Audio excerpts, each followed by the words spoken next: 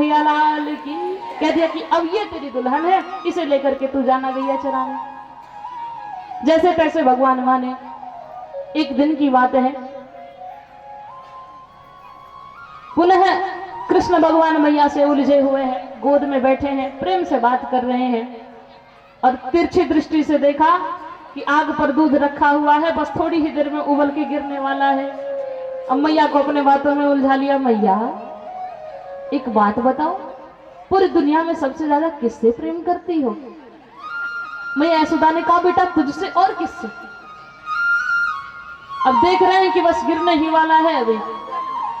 कह रहे अच्छा एक बात बता दो, दूध से ज्यादा प्रेम है कि पूत से है?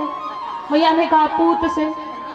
तब तक दूध उबल करके गिरने लगा। मैया तुरंत नीचे पटक करके गई दूध बचाने के लिए। बोलिए कृष्ण कन्हैया लाल की। अब जैसे मैया उधर गई, कृष्ण भगवान को बड़ी जिद लग गई। सोचा अब क्या करूं? तुरंत उठ करके खड़े हो गए, हाथ में पत्थर उठाया और एक किनारे से जितनी मटकियों में दूध रखा है सब पे मारना शुरू कर दिया। सारे के सारे फूट गए, पूरा दूध बह गया। अब देखा कि अब मैया देखेंगी, आवाज सुन करके भी आएंगी जरूर, तब क्या होगा? पहले ही रोना शुरू कर दिया,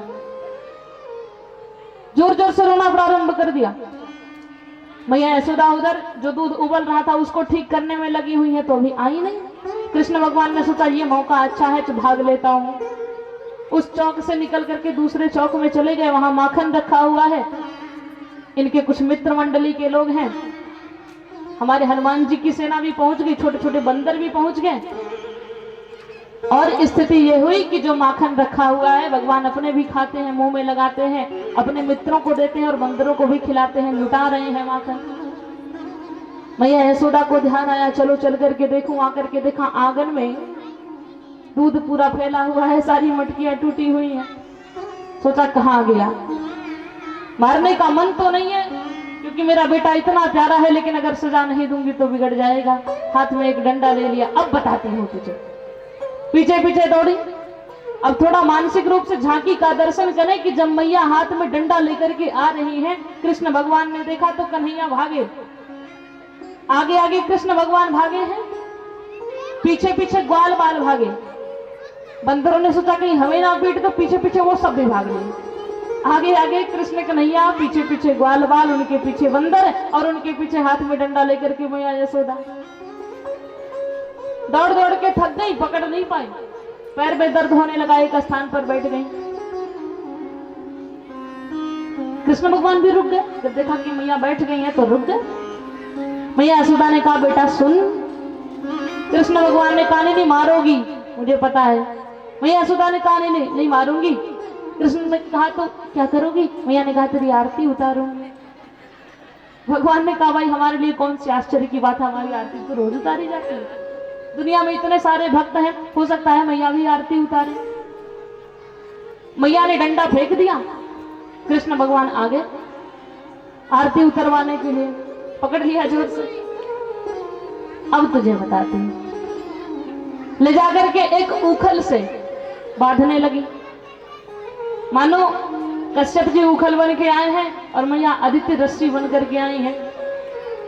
मैया यशोदा बांधने लगी। जब भी गांठ लेने की बारी आती है दो अंगुल ये रस्सी छोटी पड़ जाती है, कितना भी जोड़ लें, लेकिन जब भी बांधने की बारी आती है तो 2 अंगुल ये जो रस्सी है ये छोटी पड़ जाती है। इसका अर्थ समझ रहे हैं कि जीव और ब्रह्म के बीच मात्र 2 अंगुल की दूरी है और उस 2 अंगुल का नाम है माया, और उसी के चक्कर में हम आप पड़े हुए हैं। और जब तक वो खत्म नहीं होगी, माया मिटेगी नहीं, वो दूरी खत्म नहीं होगी, तब तक परमात्मा बंधने वाले नहीं है। मैया यशोदा परेशान, पसीना आ गया। कृष्ण भगवान ने सोचा कि चलो अब बंध ही जाता हूं। बंध गए सरकार प्रेम के बंधन में, और इसके बाद से भगवान का नाम दामोदर पड़ गया। दाम माने रस्सी और उधर से बांध दिया पकड़ के उखल में, सरकार का नाम दामोदर पड़ गया। अब वहीं 2 वृक्ष थे, मैया यशोदा बांध करके चली गई। अब कृष्ण भगवान उस उखल के साथ ही खिसकते खिसकते उन दोनों वृक्षों के बीच से निकल गए उन दोनों का उद्धार किया। यमलार्जुन सामने आकर के खड़े हो गए। सरकार बड़ी कृपा करी कि दर्शन दिया।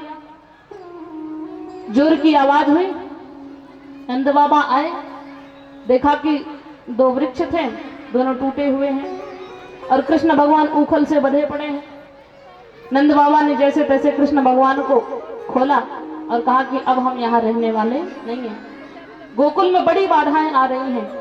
ये तो मेरा बेटा इतना अच्छा है कि हर बार बच जाता है, नहीं तो इसके पीछे तो बड़ी बाधाएं पड़ी हुई है, बड़ी समस्या है। अब हम यहाँ गोकुल में निवास नहीं करेंगे। एक बैठक करते हैं, लोगों से पूछा कि कहाँ रहा जाए।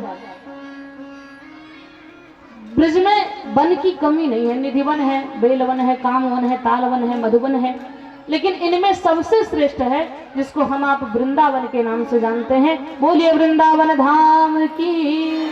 हमारे संतों ने लिखा है कि प्रेम की पिपास देख देख निज प्रेमियों को, प्रेम का समुद्र सीमा तोड़ के बहा जाए।